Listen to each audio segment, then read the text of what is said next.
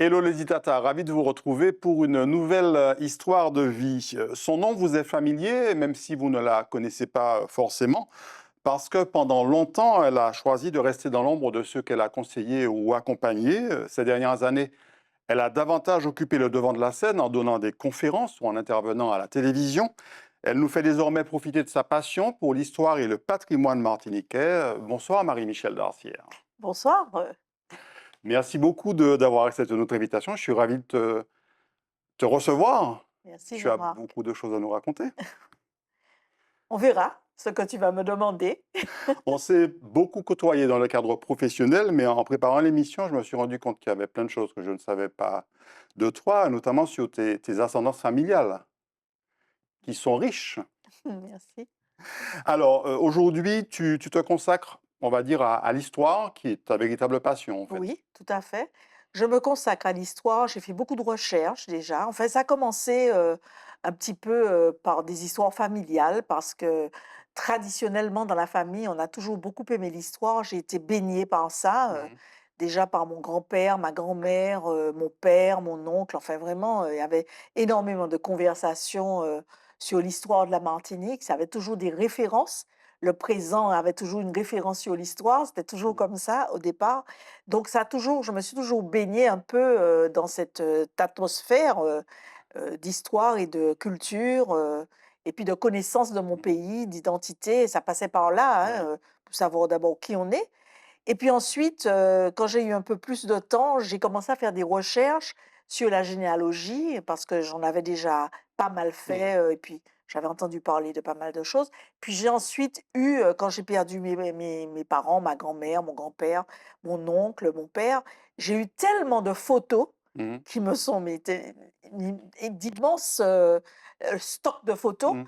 que j'ai commencé à me poser des questions et je me suis rendu compte que je connaissais beaucoup de visages sur ces photos-là, contrairement à mon cousin, par exemple, qui lui, ne connaissait pas et me demandait tout le temps, Mhm. «Marie-Michel, est-ce que tu sais qui c'est cette Mhm. personne?» Alors là, j'ai commencé à fouiller et Et on chercher va dans la voir le généalogie. fruit de ces recherches dans cette première partie, Kimounouye.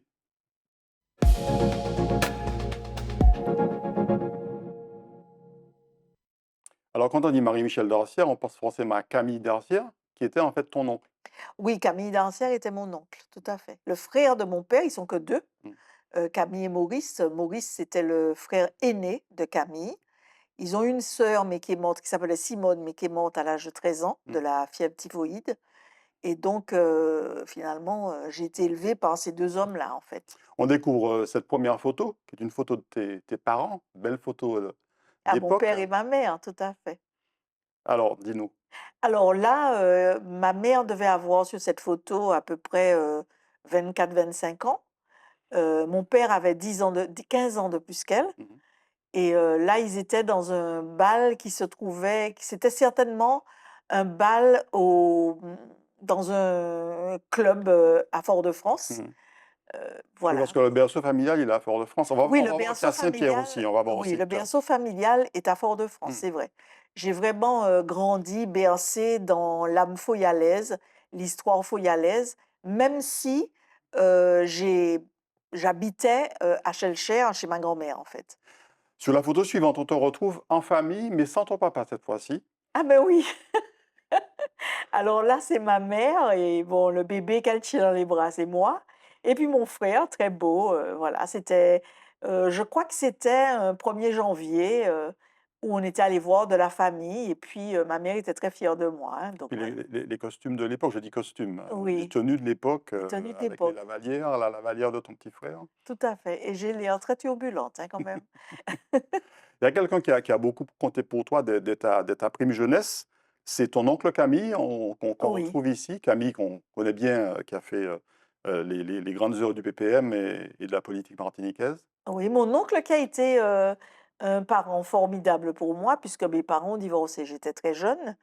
Et là, je me demande même si mes parents n'avaient pas déjà divorcé là, parce que c'est un jour de Noël, d'après les photos, hein, d'après ce que ma mère me disait Et là, ma mère, est en train de me tenir avec, la poupée et mon oncle qui n'était pas encore, marié, n'avait pas encore d'enfant, il n'a eu que 2 enfants d'ailleurs, Mmh. bien plus tard, hein, j'avais déjà 15 ans Ouais. et il était là, il était présent, il a toujours été présent à côté de nous et à la Martinique, il s'est jusqu'à l'âge de 17 ans, je peux Mmh. dire, il m'a vraiment, servi de référent, de père, et c'était quelqu'un de formidable, au point de vue éducation, j'ai beaucoup aimé la façon dont il m'enseignait la Mmh. vie, en fait. On retrouve la petite, Marie-Michel qui grandit, avec sa maman sur la photo suivante. Oui, tout à fait. Alors là, je tiens un flacon de parfum à la main, hein, vraiment. Ma mère était une femme très coquette et bon, je trouve cette photo très belle parce que d'abord, je trouvais ma mère très belle, hein, j'étais Mmh. complètement obnubilée par sa beauté Mmh. et puis quand je regarde cette photo-là, je me dis que j'ose me vilain petit canard à côté d'elle, mais bon. Oh, tu faisais un peu la tête, mais sur la photo d'à côté, la photo de droite, tu es Oui, là, un joli petit sourire. oui, et ça, c'est une photo de première communion, je me souviens très Mmh. bien. Je devais avoir, 7 ans et j'avais mes jolies boucles, et puis un nœud, aux Mmh. cheveux, et coiffure de l'époque, quoi, en fait. On continue à retracer l'album de famille avec, une photo où tu es un petit peu plus grande. Heu, Tu te souviens de Ah oui, celle-ci? alors très bien parce que là, déjà ce qu'il y a de caractéristique et que vous pouvez remarquer, j'avais une poupée noire, ce qui était très rare à l'époque. Parce que c'était aussi une forme d'éducation, Mmh. hein, on n'était pas enfermé dans Des clichés? des clichés, fallait que j'aime tout le monde et ça commençait comme ça. Mmh. Et puis, bien sûr, la lecture, donc c'était les poupées et la lecture. Je me souviens que jusqu'à l'âge de 12 ans, quand on me demandait ce que je voulais avoir comme cadeau, je disais une Mmh. poupée, quoi, j'avais Ouais, 12 ans. ouais. Et la lecture justement, ça a été très tôt, u une passion pour toi? Ah oui, véritablement, une passion, je dévorais des livres, Mmh. hein, j'avais peut-être, 8 ans, 9 ans, je lisais un livre par semaine, alors ça a commencé par, des livres classiques, hein, Mmh. de la Bibliothèque rose, et cetera. Ensuite, les contes et légendes des Mmh. Antilles. Alors j'avais une vieille dame qui me racontait plein de contes, surtout les soirs de Mmh. cyclone. On va la retrouver tout à l'heure, ta dame.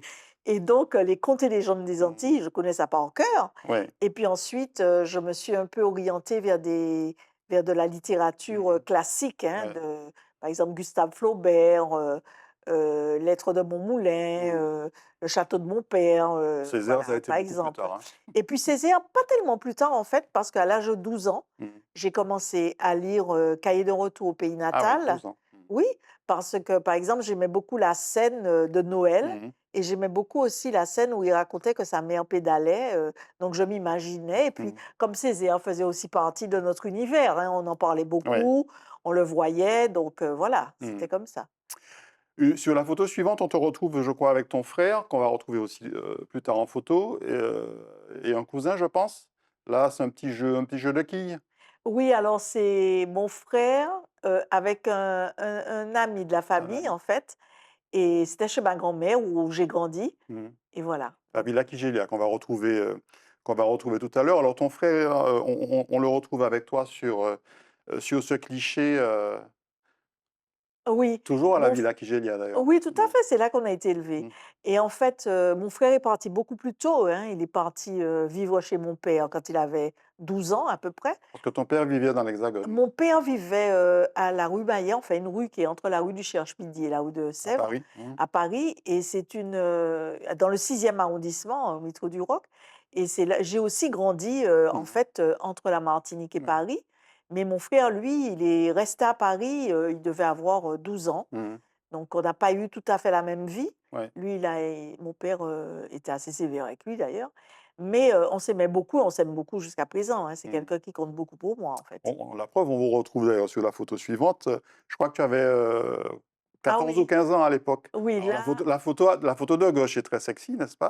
Ça doit être à peu près le même jour puisque tu as visiblement la même tenue. oui, oui, oui, tout Mmh. à fait. C'est papa qui nous avait photographiés. Là, tu étais à Paris. J'étais à Paris, je devais même avoir 13 ans, Mmh. hein et je 13 ans, ouais. j'étais en Angleterre, en fait et j'avais fait un séjour en Angleterre avec, voilà, mon frère d'ailleurs a fait des études, en Angleterre. Et moi, j'étais, voilà, dans l'appartement de mon père, là, à Paris, avec mon frère. Donc Mmh. on s'aime beaucoup de toute façon, donc ça se voit, hein, Ouais. sur les photos. Alors, tu parlais tout à l'heure de Datitine, mais on va te retrouver avec elle. Alors, je ne sais pas si ce que tu lui demandais là, tu lui disais chut, tu lui faisais Je lui chut. disais de garder le silence parce que je lui donnais des secrets, je lui racontais des secrets. Mmh. Mais la Titine, c'était quelqu'un qu'on aimait tellement. Ouais. Elle avait, élevé aussi mon oncle, hein. Et elle avait élevé mon oncle, elle était toujours Mmh. présente, elle connaissait tous les secrets et puis c'était une cuisinière hors pair, quoi. Elle nous gâtait beaucoup, elle nous couvrait même, hein, comme on disait, elle était Ouais. soutireuse, quoi. Mmh. Et là, je lui racontais un secret et puis je lui disais: «Chut, Mmh. surtout ne dis pas ça à bonne maman». Ouais. On appelait les grands-mères bonne maman à Mmh. l'époque, hein, c'était pas mamie, hein, Ouais, c'était ouais. bonne maman. Et là, elle rigole parce qu'elle Mmh. sait très bien qu'elle va jamais me trahir, quoi, en fait. Tu as eu aussi ta période Angela Davis, c'était l'époque des revendications des Noirs américains. Oui, tout à fait. Alors, pourquoi? Parce que en fait, j'ai commencé aussi très jeune, hein, vers l'âge de 14 ans déjà, à lire, beaucoup d'auteurs, noirs américains qui étaient très à la mode Mmh. à l'époque, hein. Et puis, Black Boy, et cetera, en fait, toutes sortes de titres de l'époque. Et bien entendu, on a commencé aussi à se pencher Mmh. sur, les Black Muslims, les musulmans noirs, et Mmh. cetera, bref, c'était une période très révolutionnaire qui s'expliquait un peu Mmh. du fait que l'apartheid a duré jusqu'en 1962, aux Mmh. États-Unis. Cette photo-là doit dater, là, je dois avoir 16 ans Mmh. et cette photo-là, bon, ben, c'était peut-être 10 ans après l'apartheid, Ouais, quoi, en fait, hein. 74 grosso modo. Mmh. Ouais, à peu près, donc Mmh. c'était tout récent, quoi. Et donc on était très le point levé, les Ouais. revendications, très révolutionnaires à l'époque. Alors plus classique, ton premier mariage, marié par ton oncle Camille. Oui, oui, oui, j'étais mariée avec, Philippe Donatien, on a été 15 ans mariés. En fait, on était étudiants tous les Mmh. 2. C'était une période, extraordinaire et j'ai eu 2 enfants avec lui, voilà, qui lui partageait, des études de droit comme Mmh. moi-même et en même temps, il faisait de la musique également puisque c'est le fils de Fernand Donatien. Mmh. Frère de Franck, Le frère de Franck, ancien j'ai conducteur de beaucoup taxi aimé courant. d'ailleurs, Mmh. ses parents qui est Fernand Donatien qui était quelqu'un d'assez exceptionnel, hein, Ouais. Et vraiment, l'endroit de grand succès de la musique ah oui et puis qui traditionnelle avait martiniquaise. vraiment et les paroles de ses chansons sont Mmh. extraordinaires, Ouais. c'était vraiment un génie, de notre musique, traditionnelle, quoi. On te retrouve à différents âges maintenant, d'abord sur cette photo avec Alexandre Cadet-Petit sur la gauche et puis là, J'aime sur la bien le regard d'Alexandre Gade-Petit, il a ouais, un petit regard coquin là, il me regarde. On c'est lui qui avait était créé Fouillaya à l'époque, hein. Oui, tout à Mmh. fait et on était à un dîner chez Mmh. des amis et voilà. Et sur les 2 photos, on voit la ressemblance, ça tu n'as pas beaucoup changé. Il y a peut-être 20 ans d'écart entre ces 2 Ah oui, photos, facilement. heu et on voit que voilà, on retrouve un peu les traits, de la femme qui ne vieillit pas. On continue, beh, là, c'est beaucoup plus tard, heu, c'est aujourd'hui, en fait. Oui, c'est C'est une aujourd'hui. photo assez récente Oui, la photo, de je l'ai faite toi. l'année dernière, cette Mmh. photo-là. Je suis chez moi là et je partais, j'allais travailler et puis, voilà quoi. Mmh mh. Alors, on va ouvrir maintenant une série de photos de famille qui vont nous montrer un petit peu tes lignées, de côté papa et côté maman. D'abord avec cette photo, de ton papa, photo d'époque. Alors là, ce qui Oui. frappe sur cette photo, c'est qu'il est à vélo, en cravate, Ben oui, parce que et il est en face de la maison Saint-Cyr qui se trouve à la rue Victor Hugo. à Fort-de-France. Et on connaît encore cette maison-là, elle est encore là. Pourquoi? Parce que mon arrière-grand-père, donc son grand-père, Odilon d'Ancière, Mmh. habitait juste en face. Ouais. Donc, nous étions enfin, cette famille était très amie avec, la famille, de Saint-Cyr Mmh. et mon père, c'est un dimanche, c'est lui qui m'a raconté ça, c'est un dimanche et le dimanche, il avait le droit d'aller à vélo voir, ses oncles et tantes qui habitaient, à la rue Mmh. Périnon et à la rue, et au boulevard du Général de Gaulle. Ouais. Et Voilà. là, il avait 15 ans, je crois, hein? Là, il avait 15 ans. On a l'impression qu'il est beaucoup plus âgé que ça, mais bon. Mais La photo est la tenue oui, de rigueur il fait était, il fait beau il fait beaucoup, ouais. ouais, fallait bien s'habiller, hein, on rigolait pas là, à l'époque, hein. Du côté maternel maintenant, on retrouve 2 personnes, ta grand-mère, ta maman et puis ce livre parce que ta mère a des ascendances, indiennes. Tout à fait, la mère de ma mère, donc ma grand-mère maternelle, est une demoiselle Sinama, Donc tout à très gauche, si jolie c'est sur femme, la photo. c'est elle, elle est Mhm. très, très jolie, jeune On voit la ressemblance. oui, oui.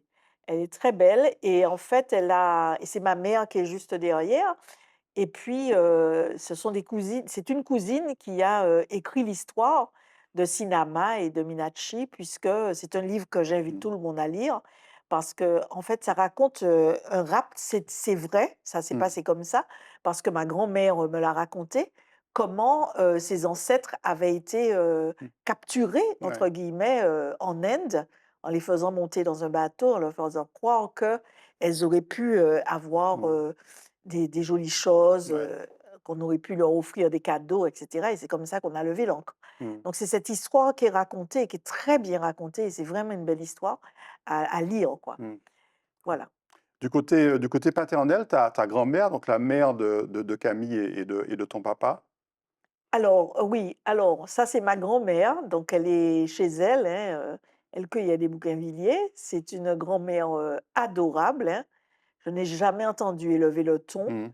Elle était très douce, voilà. Mon oncle l'adorait d'ailleurs, hein, Mhm. franchement et elle nous a donné beaucoup de force Ouais. Ouais. de caractère. Elle avait des principes et elle nous a donné beaucoup de force de caractère et je la remercie beaucoup parce que elle était en même temps généreuse jusqu'à présent, alors qu'elle est morte en 1999. Mhm. Jusqu'à présent, je rencontre des gens dans la rue qui me parlent d'elle, quoi et Mhm. qui me disent: «Oui, ta grand-mère, elle faisait beaucoup de choses charitables, mais dans le silence, quoi». Mhm. Elle dit: «Oui, ta grand-mère nous a beaucoup aidés. Tu sais, pour notre mariage, elle nous a offert telle Mhm. chose, elle nous a donné un chèque, elle était» ou bien même, les petites filles de l'ouvroir, hein, je racontais dernièrement que ma grand-mère allait régulièrement à l'ouvroir et elle portait beaucoup Mhm.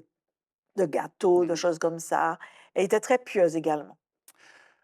Ton papa, avec qui tu n'as pas beaucoup grandi, qu'on va retrouver ici, bah, jeune et puis, une photo un peu plus récente. Qu'est-ce que tu peux nous dire sur lui? Alors papa, c'était quelqu'un de très libre, hein, de Il très était dentiste, cultivé. c'est Il ça? était dentiste, docteur en chirurgie dentaire à Paris.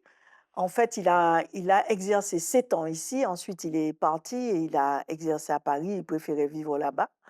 D'ailleurs, on habitait enfin, il avait un très bel appartement et on habitait pas loin, enfin, j'allais quand même régulièrement chez lui, hein. J'ai commencé à Ouais, voyager, j'avais 5 ans, hein, par un avion qu'on appelait la Caravelle ouais, à tout à fait. l'époque Mmh. et j'allais très régulièrement chez lui et il, rentrait, à la Martinique chaque vacances Mmh. avec des bras chargés de cadeaux et en fait et puis, après, j'ai été même à l'école, hein, au lycée Mmh. Montaigne, à Paris. Mais, après, mon père, c'est quelqu'un qui était donc qui a voulu vivre après à la Martinique, quand il a été à la retraite. Mmh. Donc il a même eu un appartement juste à côté du mien, Ouais. donc, on se voyait quand même régulièrement. Et papa, c'était quelqu'un qui ne mettait pas d'eau dans son vin. Quand Mmh. il parlait, il disait les choses crûment. Il n'avait pas il était quand même il ne il bon, par exemple, en histoire, il Mmh. connaissait par cœur, hein, j'ai hérité de sa bibliothèque et je lui en suis très reconnaissante, hein. C'est quelqu'un qui faisait même, des ventes aux enchères à chaque fois qu'il entendait parler Ouais. de livres de la Martinique, même des manuscrits, des choses Mmh. comme ça. Il participait, il achetait, c'était très important pour Mmh. lui et je le remercie parce que j'ai des livres qu'on trouve nulle part et c'est Mmh. grâce à ça que je peux, vraiment me plonger Ouais. dans l'histoire complètement. L'histoire, pour nous, c'est quelque chose vraiment de sacré. Mmh. C'est très important pour nous. Ne pas connaître nos 4 siècles d'histoire Mmh. en terre martiniquaise, c'est vécu, comme quelque chose d'inadmissible, quoi, chez nous. Et l'histoire de la famille aussi, puisque là, on va retrouver, ton arrière-arrière-grand-mère et ton arrière-arrière-grand-père. Ah oui. Et puis, monsieur Odilon d'Arcière, qui fait partie de la branche pierrotine, la branche de Saint-Pierre de la famille, puis également ton arrière-grand-père, grand-mère, pardon, paternelle. Oui.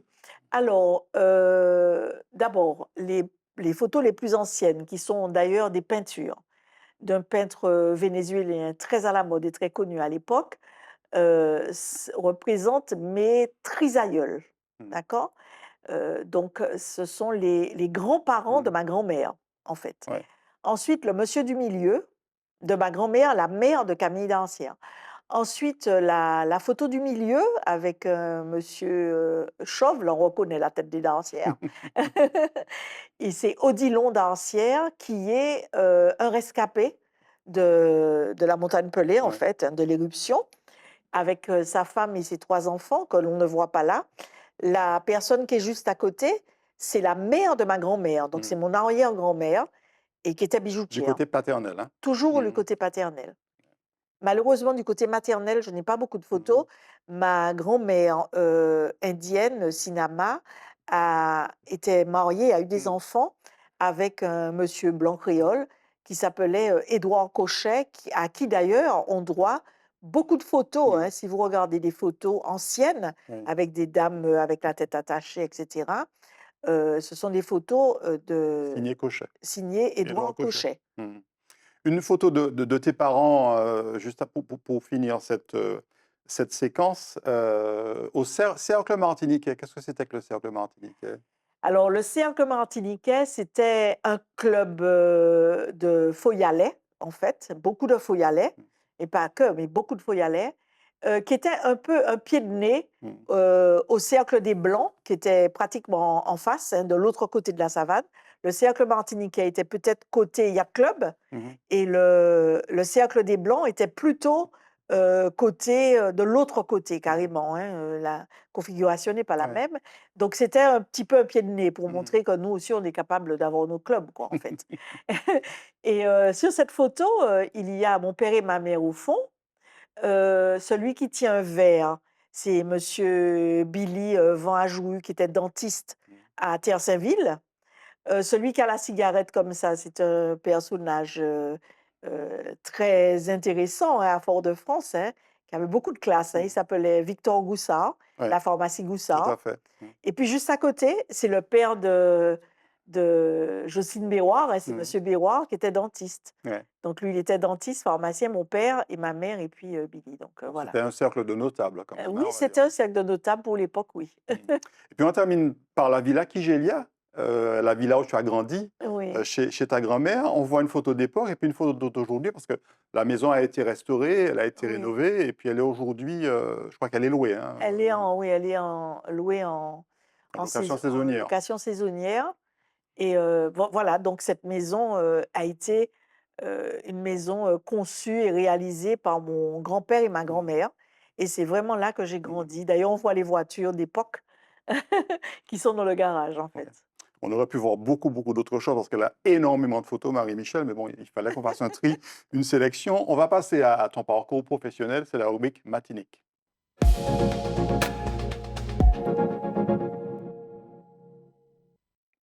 Alors, Marie-Michel Darcière, on va commencer par le luxe parisien de l'hôtel Crillon. C'est un de tes premiers emplois, mais enfin, bon, on n'a pas discuté un petit peu de tes études. Tu t'es Oui, alors j'ai dirigé. fait des études de droit, à Paris, hein, où j'ai ce qu'on appelle aujourd'hui enfin, on appelle ça un master, Mmh. mais en fait, c'était une maîtrise de Maîtrise. droit, Mmh. voilà. Et puis, en fait, j'ai très peu exercé à ce niveau-là puisque, mon premier emploi à Paris a été, chef du service client-fournisseur au Centre national de transfusion sanguine à la rue Cabanel. Mmh. Donc j'étais responsable de ce service-là. Ça a duré à peu près, 1 an et demi, Mmh. 2 ans et je suis rentrée à la Martinique Ouais. avec mon mari qui terminait ses études et là, on a monté une société, d'expertise auprès des compagnies Mmh. d'assurance, qu'il a gardé en fait, il en a fait son métier, après d'ailleurs, Mmh. par la suite, il a pu ouvrir plusieurs autres, Ouais. sociétés, hein, en Guadeloupe, à Saint-Martin et mon deuxième quand on s'est séparés, en fait, j'ai travaillé un peu encore dans le droit chez un notaire Mmh. et ensuite, j'ai été employée par, Marcel Fabre, Le groupe et Fabre-Domergue. Fabre Mmh. d'Aubergue et il a trouvé que ça m'allait très bien de faire de la communication Mmh. et des relations publiques et donc il m'a permis de faire beaucoup Mmh. de formations à ce niveau-là et je crois que j'ai dû être parmi les premières à faire, on a dû se À connaître occuper à un cette époque voilà, métier de voilà, communication en voilà. Martinique. On en parlait beaucoup à Ah, l'époque et voilà. et Fabre-Domergue, c'était la banane, mais pas seulement. Il y avait plusieurs activités, Alors au on sein du disait groupe. que c'était les mamelles de la Mmh. Martinique, en fait, c'était la banane et le tourisme Tourisme. Mmh.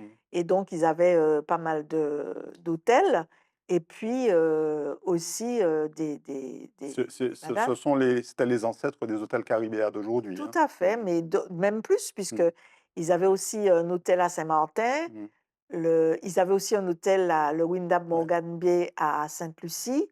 Enfin, c'était Marcel Fabre était quelqu'un de très actif, mm, hein, de très entrepreneur, et j'ai passé un excellent moment là avec de très beaux patrons d'ailleurs. ouais. Sur cette coupure de Voilà. presse, on voit que c'était une opération de communication, une opération de relations publiques au crayon que tu avais organisée.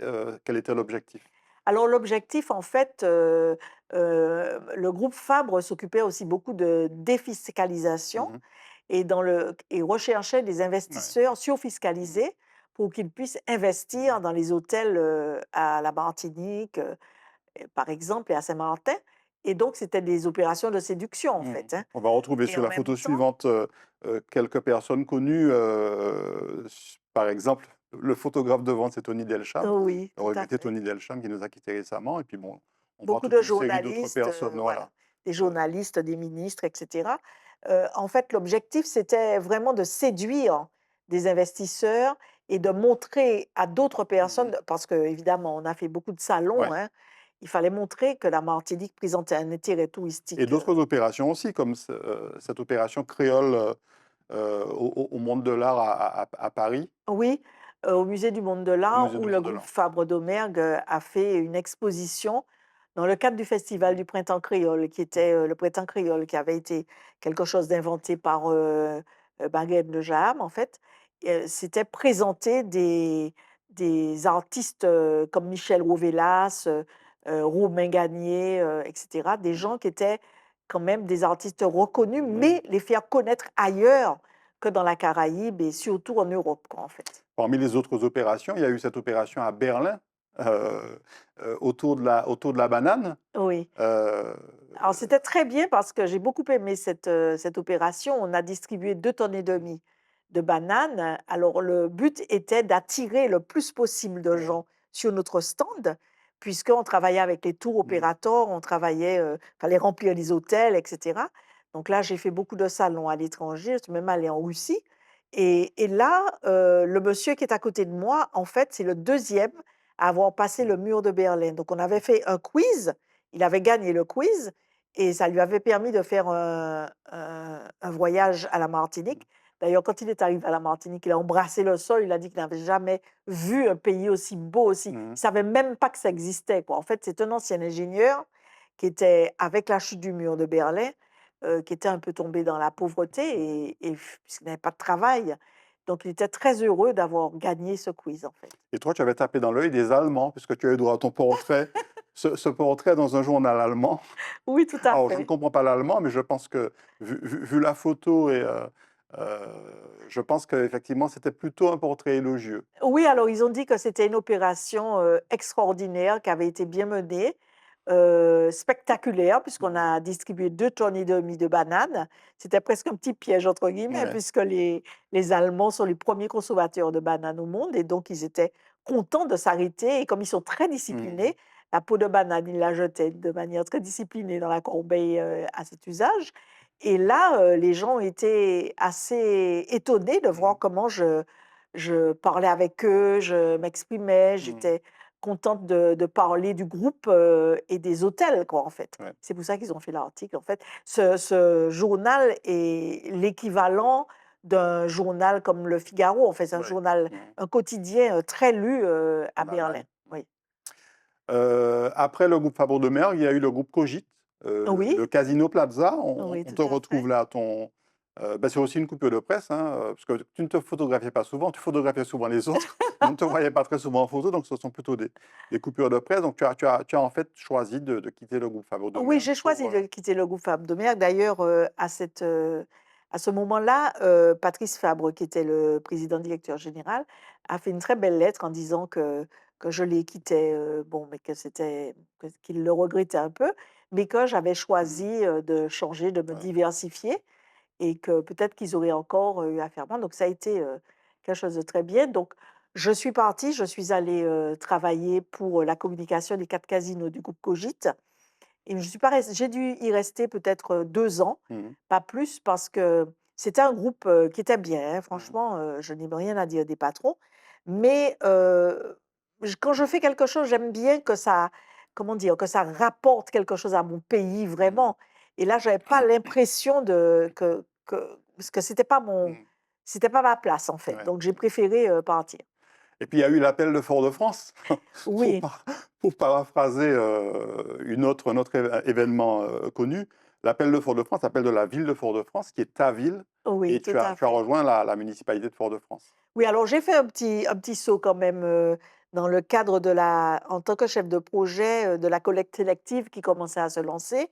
Et donc j'ai travaillé, C'était le SICEM à l'époque, c'est ça? oui, Mmh. et c'était à la communauté des communes du Ah Nord. oui, tout à fait. Mmh. Voilà. Et donc je travaillais au Lorrain. J'ai beaucoup aimé cette période-là aussi parce que justement, je passais par le Nord Caraïbe, Mmh. j'adorais. Et j'ai été chef de projet, donc c'était une mission.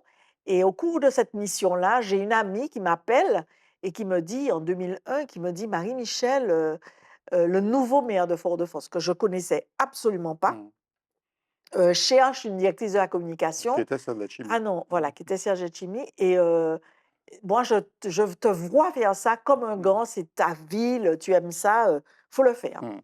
Alors je lui dis: «Mais non, mais écoute, il y a d'autres personnes qui peuvent le faire, moi j'aime bien le Nord et tout». Elle me dit: «Non, non, non, vas-y, tu verras». Alors effectivement, il y avait une dizaine de personnes. Tu faisais partie du jury d'ailleurs. Je crois, oui, tout Oui, à fait. oui, oui, tu faisais partie du jury. Il y avait donc un jury, une dizaine de Mmh. personnes s'étaient présentées. Et parmi cette dizaine de personnes, 10 ou 12 personnes, je ne me souviens plus, et le jury a choisi 2 personnes. Mmh. Et parmi ces 2 personnes-là, il y avait la directrice de com de la ville de Schœlcher Mmh. et puis moi.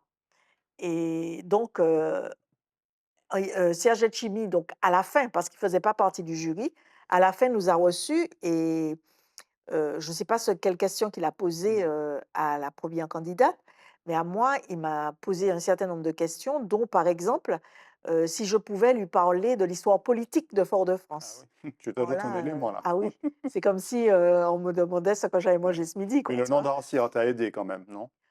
C'est une question qu'on m'a posée Mmh. dans le jury. Alors, je me souviens très bien d'ailleurs de la personne qui m'a posé la question en me disant: «Est-ce que le nom d'Arcière a été pour moi dans ma vie Mmh. professionnelle, un atout ou pas?» Mmh. Alors ce à quoi j'ai répondu, je crois que je me suis fait un prénom. Parce qu'en Mmh. fait, quand on dit, Marie-Michel, tout le Ouais. monde répond: «Dancière?» Point Ouais, d'interrogation. tout à fait. Alors que quand on dit madame Dancière, on va plutôt penser à Mmh. Janie, la Ouais, femme de l'épouse de de Camille. Camille. Mmh. Donc je pense que je me suis fait un prénom, par le métier que j'exerçais. Et tu as eu de belles expériences à Fort-de-France. Tu es resté combien de temps à la ville de Fort-de-France? On va voir d'ailleurs cette photo, où tu es avec, Derek Walcott, Oui. l'écrivain saint-lucien, et puis un certain nombre de personnalités qu'on reconnaîtra, hein, dont le maire de l'époque, Raymond Saint-Louis-Augustin. Oui, j'ai trouvé que c'était un maire, extraordinaire Mmh. parce que d'abord c'est quelqu'un de très cultivé, de très courtois et puis, il a une certaine autorité. J'ai Mmh. bien aimé cette période également. Et puis bon, Derek Walcott, bien sûr, parce que en définitive, j'ai découvert beaucoup de gens à la ville de Fort-de-France où je suis restée, pour répondre à ta question, plus d'une vingtaine d'années, Mmh. hein, parce que d'ailleurs, c'était étonnant parce que je n'aimais pas rester longtemps Mmh mh. dans un Mmh. travail, mais là, je suis Et tu as occupé restée. plusieurs postes. Tu n'as pas été que directrice de la J'ai communication. été en grande partie Mmh. directrice de la communication. Et en fait, ce que j'ai aimé, c'était, travailler non loin d'Aimé Césaire. Parce que d'une part, c'était très réconfortant de travailler à côté d'un génie, Mmh. comme ça, mondial, quoi. Ouais. Ensuite, il était très visité, donc on recevait un peu, on avait les Mmh. répercussions. Tout Donc à là, fait. j'ai connu beaucoup de monde, grâce à lui, non seulement des visites de ministres et cetera, mais de personnes, Mmh. de personnalités, assez intéressantes, hein, véritablement, comme Derek Mmh. Walcott, par exemple. Et c'est une période que j'ai beaucoup Mmh. aimée. Une période que tu as appréciée aussi, juste après, c'est, quand tu as occupé le poste d'attaché parlementaire de Serge Letchimy, et tu as beaucoup apprécié la la bibliothèque de l'Assemblée nationale où on te voit Oui, tout ici. à fait. J'ai beaucoup apprécié la bibliothèque, de l'Assemblée nationale. J'ai regretté de n'avoir pas pu faire, j'ai pas eu le temps de faire un petit saut, à Mmh. Aix-en-Provence, où j'aurais pu trouver, des Mmh. archives, mais ce n'est que partie remise. Mais, j'ai beaucoup aimé, l'atmosphère, l'ambiance, Et puis, j'avoue que j'ai beaucoup aimé travailler avec Serge Letchimy aussi, sans problème. Et la mission d'attaché parlementaire est quand même très particulière, hein. On est on est dans l'ombre et en fait, voilà, on fait un peu le tri des dossiers, Oui, tout à fait, on fait le on fait tri le tri des personnes aussi qui des cherchent à personnes accéder aux aussi. députés. Je reçois beaucoup de gens, Mmh. j'ai reçu beaucoup de gens. Ça m'a permis de bien connaître aussi, de connaître encore davantage l'âme Mmh. martiniquaise, le peuple vraiment martiniquais. Et j'aimais orienter, donner des Ouais. conseils. Tu n'étais pas à Paris, tu étais basé à Fort-de-France, J'étais hein? basée à Fort-de-France, mais il m'arrivait pour des Mmh. circonstances particulières de faire le voyage pour Ouais. accompagner le député lorsque c'était des moments Mmh. très importants. Voilà. Et aujourd'hui, Marie-Michel? Alors aujourd'hui, ben, je termine ma carrière professionnelle comme déléguée territoriale du Nord Caraïbe. Mmh. Donc, je travaille aussi beaucoup sur le patrimoine. Je suis installée à Saint-Pierre et j'aime beaucoup Saint-Pierre. J'adore Saint-Pierre. On J'aime va en beaucoup le reparler Nord tout à l'heure. Caraïbe. Ben, j'aime aussi le Morne Rouge, le Ouais. Prêcheur, le Carbet. En fait, j'aime toute la Mmh. Martinique de toutes les façons. Et là, ça m'a permis de me plonger Mmh. encore davantage dans l'histoire. On n'a pas encore parlé de politique. On y Non. arrive. C'est la dernière rubrique de l'émission.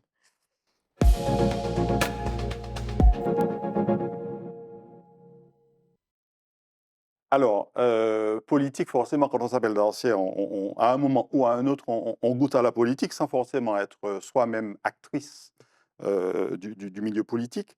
On va retrouver cette première photo qui est un petit peu quelque part un résumé de ton parcours. Parce que là, on retrouve à la fois ben, ton oncle Camille, bien sûr, Aimé Césaire, que tout le monde aura reconnu, Serge Lachimi, et puis Jean-Claude Duverger. Là, on est à la fois dans c'est Fort-de-France, c'est le PPM, et puis c'est aussi bah, toute une série de personnes qui ont dirigé la région notamment, et ensuite euh, la CTM. Oui, ce sont des gens qui ont compté sur vraiment 50 années sur Fort-de-France. Et je suis très fière de l'œuvre d'Aimé Césaire et de l'œuvre de Camille Darcière, effectivement, parce qu'Aimé Césaire a commencé à diriger la ville en 1945 et il l'a quitté en 2001. Camille Darcière, après les événements de 59, jeune avocat, il a été quand même bien apprécié le CPA parce qu'il a été 3 fois bâtonnier, Mhm. donc il a défendu de grands procès. Aimé Césaire a eu toujours affaire à lui pour défendre les plus humbles, hein, Il manque notamment. peut-être Pierre Aliquer sur la Oui, photo. c'est vrai, Pierre Aliquer. Pierre Aliquer était vraiment tourné sur l'hygiène, la santé. Ouais. C'était un ami fidèle à Aimé Césaire. Vraiment, c'était un triptyque en Mm, fait, hein. mm, L'un ne pouvait pas se passer de ouais. l'autre, même jusqu'à la mort, parce qu'ils sont morts tous les deux, tous les trois, Mm. un jeudi. Ah oui. Ils sont Mm, morts tous les trois un jeudi. D'abord mon oncle, ensuite Aimé Césaire et après Pierre Aliquer. mm, Et en fait, Aimé Césaire aimait beaucoup aller se promener et parler de la Martinique et de politique le jeudi avec mon mm, oncle. Et il appelait ça les jeudis d'Ancière. Et c'est pour ça que j'ai créé à la mairie de Fort-de-France, dans le cadre d'un autre poste que j'ai eu de mémoire et ouais. patrimoine, les jeudis Mm, les rendez-vous du jeudi. ouais. C'est un hommage à ces personnes-là et c'est pour ça que j'ai voulu créer ça. Jean-Claude Duverger, à qui tu partages aussi une passion pour la culture. Ouais. Et puis, bon, ça, Jachimi, on en a parlé, puisque tu l'as accompagné à différents moments de ton parcours professionnel. On va parler de Fort-de-France. On ne peut pas ne pas parler de Fort-de-France Serge Letchimy qui a été élu le maire le mieux élu de Oui, France, vous savez tout à ça? fait, Bon, absolument.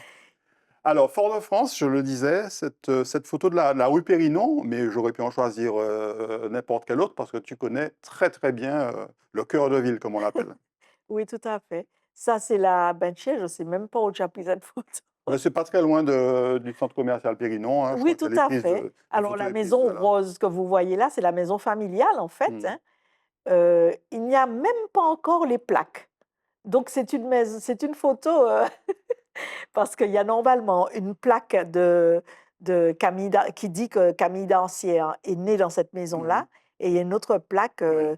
de mon beau-fils qui est Ah, tu m'as architecte. demandé où j'avais trouvé cette Oui, oui, photo, parce que oui. effectivement, Oui, oui, forcément, tu as oui. reconnu Oui, oui. le site. Et une autre plaque de mon Hmm. beau-fils au même Alidor qui est Ouais. architecte, en fait. Alors, Fort-de-France, cette passion, elle te vient à la fois de tes origines foyalaises, mais aussi des recherches que tu as faites sur cette ville qui te passionne.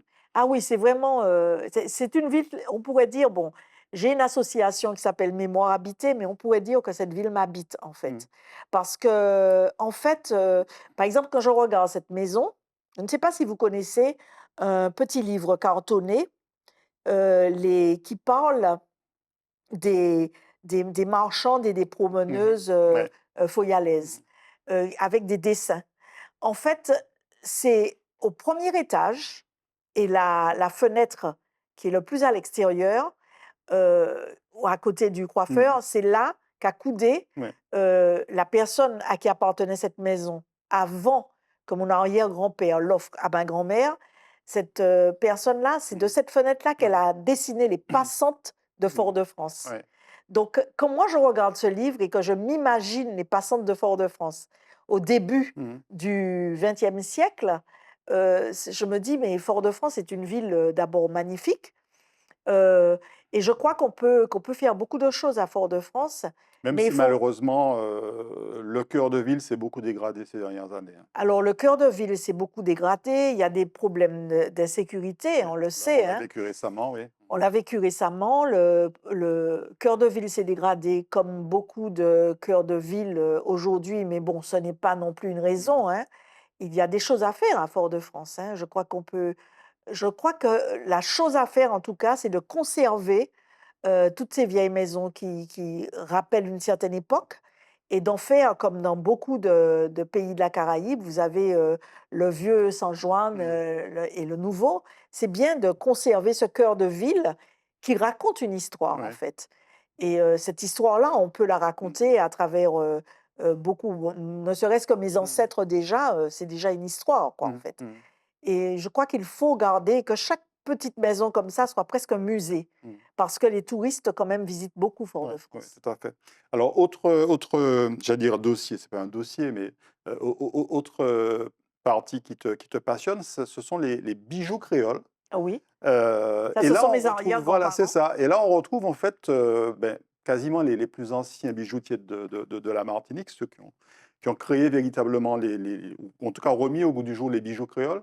Raconte-nous, Madame Cadet, Alors ici, vous voyez mon Madame arrière, Daniel plutôt. oui, voilà, ici vous voyez mon arrière-grand-mère qui est Edmé Cadet et qui est mariée avec Théodore Daniel, mon arrière-grand-père. Mhm. Et donc, ils ont monté la bijouterie Cadet Daniel, Ouais. fondée en 1840. On va Bien, retrouver d'ailleurs une coupure de presse qui nous rappelle justement le plus vieux commerce de ah ben oui, Martinique, hein. voilà, ben oui. Tout à fait, c'était Edmé Cadet, alors c'est pas Edmé Cadet qui est sur, la photo, Mhm. mais c'est la mère d'Edmé Cadet, Ouais. d'accord? Alors, comme vous pouvez voir, hein, l'histoire en réalité commence en 1700 Cadet lorsqu'un certain Cadet, qui est un Alors, pas en esclave 1700 KD, affranchi, tu as dit en en 1700 KD. 1750, lorsqu'un certain Cadet, qui est un esclave affranchi, remporte les 4 coins cardinaux de la Martinique. Mhm. Alors, en fait, c'est ce qui a été écrit, dans France Antilles, Ouais. mais le libre qui, en 1750, en fait, s'appelait Laurent Cadet. Mhm. Et Laurent, ce n'est pas marqué, mais c'était son nom, Laurent Cadet. On le Mhm. retrouve comme marchand ambulant de bijoux. Et en 1752, on le retrouve comme témoin Ouais. de mariage de libre de couleur, d'un enfant qui a comme prénom Dumas, comme par Mhm. hasard, comme prénom Dumas. Et à ce moment-là, il a 25 ans.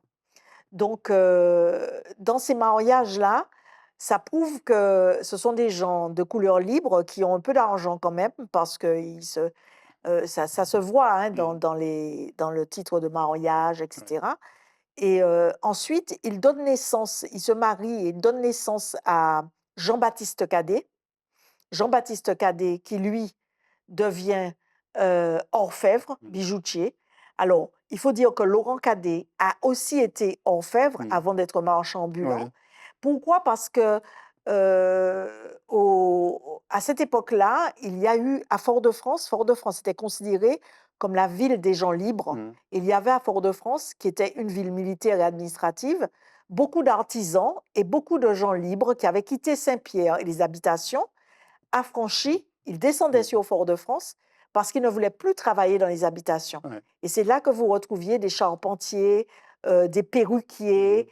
Et il y a des gens qui ont été formés en Mhm. France, notamment des perruquiers, des coiffeurs, des orfèvres, pour pouvoir ensuite rentrer, même des couturiers, rentrer à la Martinique et transmettre ce Mhm. qu'ils avaient, parce qu'il y avait quand même une clientèle Ouais. intéressante.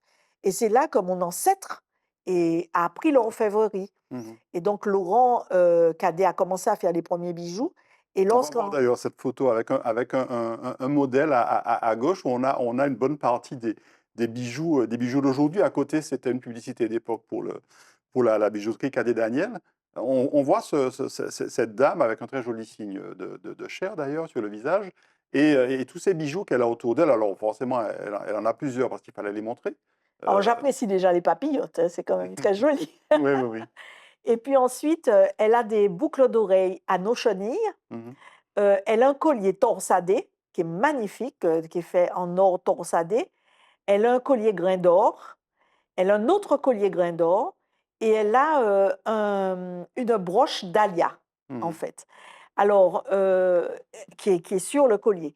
Mais en fait, ces bijoux-là s'inspirent de la nature, Mhm. hein. Le collier serpent, d'accord? Ouais, Le dahlia, la chenille qui s'enroule autour de la goyave et les ouais. deux. Alors, c'est aussi une mode française, européenne.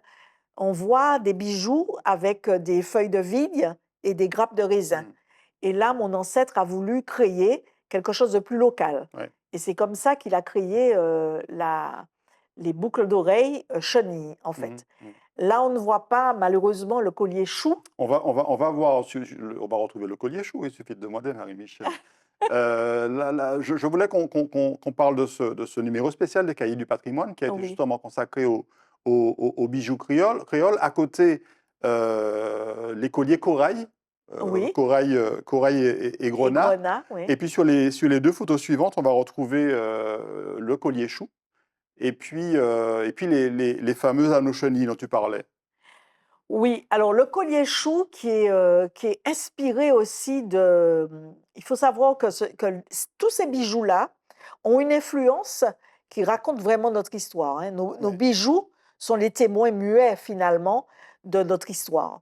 Alors, vous avez le collier chou Tout à gauche. tout Mhm. à gauche, qui est d'inspiration à la fois indienne et africaine. Parce qu'en Côte d'Ivoire, par exemple, on retrouve des colliers qui ressemblent énormément au collier chou. Ouais. D'accord? Ensuite, vous avez justement un collier qui ressemble à un collier chou et qui est un collier africain. Voilà, en or, ici. Donc on voit qu'il y a une inspiration. Et puis l'anneau chenille juste à côté, hein, avec les feuilles, comme je vous dis, ça fait partie d'une mode C'est plutôt l'influence naturaliste, hein, européenne, là. Mhm. l'influence européenne à la sauce créole, quoi, en fait. Mhm. Voilà. Et ça, c'est vraiment Une une- création de mes ancêtres. et une passion pour toi, ces Oui, fameux c'est une bijoux passion créoles. pour moi parce que c'est comme leur rendre hommage. Parce que, en fait, beaucoup de gens parlent très savamment d'ailleurs des bijoux créoles, mais ne se posent pas la question de Mhm. savoir qui Mhm. a fait ces bijoux créoles-là. Et là, je peux affirmer par Mhm. des documents, hein, Ouais. que j'ai et puis des enquêtes généalogiques que, par exemple, le collier chou a été créé par Jean-Baptiste Mhm. Cadet, par Mhm. exemple. Jean-Baptiste Cadet, qui voyageait beaucoup dans la Caraïbe, Ouais. et après l'abolition de l'esclavage, par exemple à Haïti, Saint-Domingue, Haïti, il a pu vendre pas mal de Mhm. bijoux à la nouvelle noblesse Ouais. haïtienne, hein. Et il y a beaucoup de photos où on voit des femmes de la noblesse Mhm. haïtienne avec des colliers choux, Mhm. justement, qui font 3, 4 tours, hein, voilà. Alors, je le disais au tout début, hein, une de tes passions, ben, c'est l'histoire. On l'a vu tout au long de cette émission. On va voir ta bibliothèque à Aïe! gauche. Ta bibliothèque qui est un peu ton, je dirais pas ton refuge, c'est ta ressource en Oui, quelque oui. sorte. Au milieu, cette coupure de presse de France Antilles, hein, où tu revendiques l'importance de la connaissance de notre histoire. Et puis tout à droite, une conférence que tu as donnée le 22 mai à Saint-Pierre, Oui. retour sur les terrains aussi de tes ancêtres. Aujourd'hui, clairement, tu as envie de communiquer ta passion pour l'histoire et les connaissances que tu as acquises à travers tous ces ouvrages. Oui, parce que je trouve qu'il faut quand même il faut quand même transmettre ce que l'on sait, et puis je trouve que le peuple martiniquais mérite Mmh. de connaître son histoire, mérite de connaître, les épopées que nous avons eues parce qu'un peuple sans histoire, c'est un peuple qui est perdu, en fait. Donc je crois qu'il faut Mmh. vraiment, transmettre et puis dire la vérité, Ouais. ne pas déformer l'histoire et comme la nature a horreur du vide, hein, si vous ne dites pas les choses telles qu'elles sont, Mmh.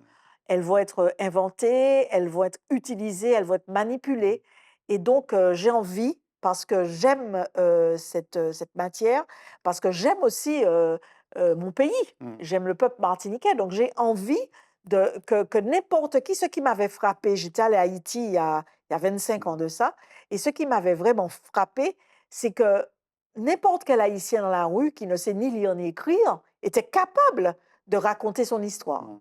était capable de parler de Toussaint Ouais. Louverture, du roi Christophe, et cetera.